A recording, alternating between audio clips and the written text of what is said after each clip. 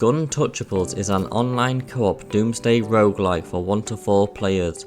The gameplay loop is this, so basically you go into a small-ish map and there's optional objectives and obviously a main objective. Now these optional objectives are crates which will give you more goodies if you get them.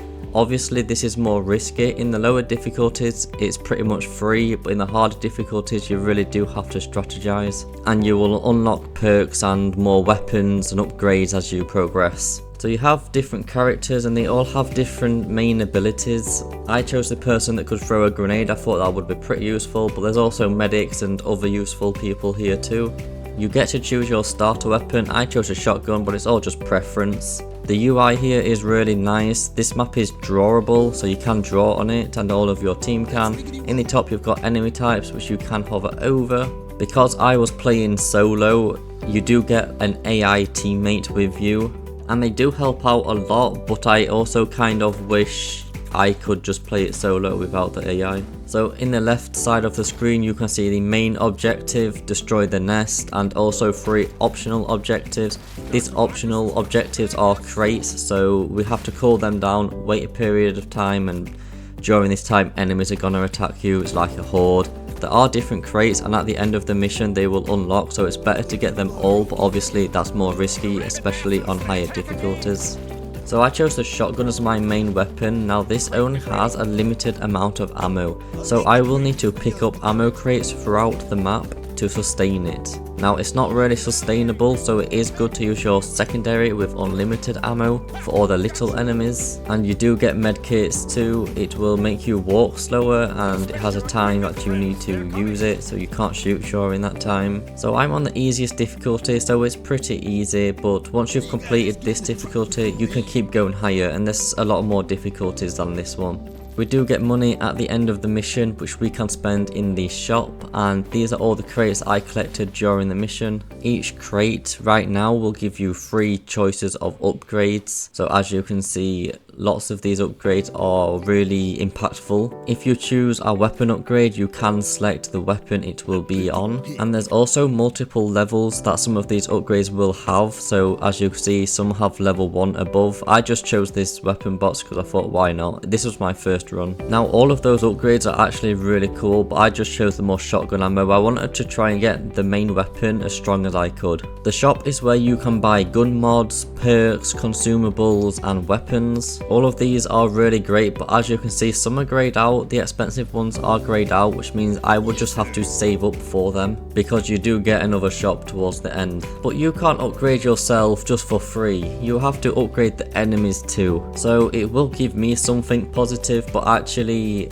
depending on the cards the enemies will do a lot more damage here or be more annoying. Again with the nice UI I can just hover over and see exactly the enemy type and the description of the enemy. As you progress throughout your run the enemies will become harder, and also you will get a lot more enemies.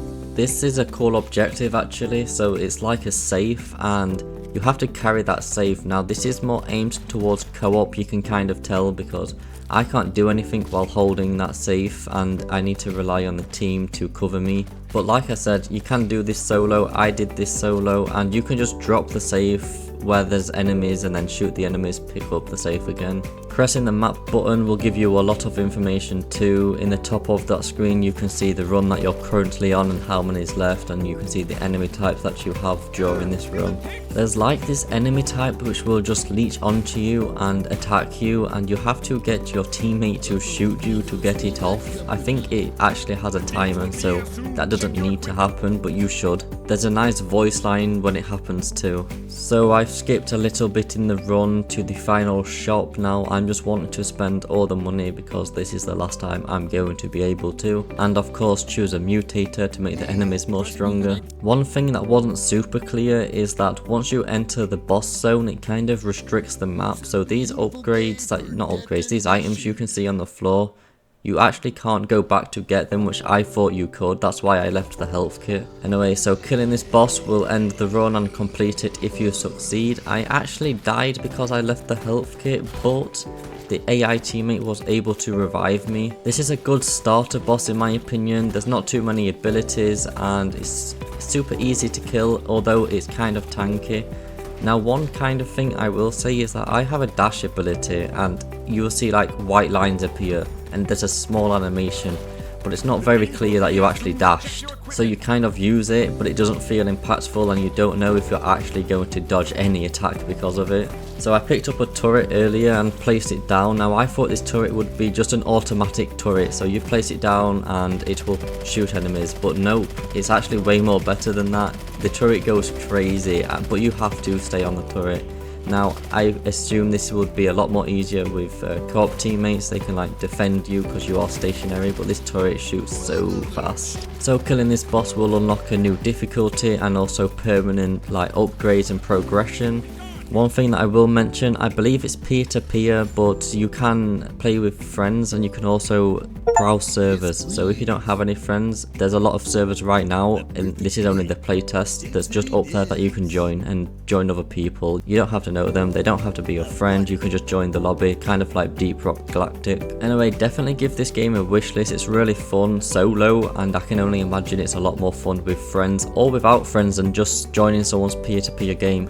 It's definitely a nice roguelike and it's also really polished, so give this one a wish list if you think it looks appealing to you. I had fun playing it. This is a playtest. There's probably more to come in the future so you can get your hands on it. Anyway, thanks for watching. I appreciate your time, I appreciate you, and goodbye.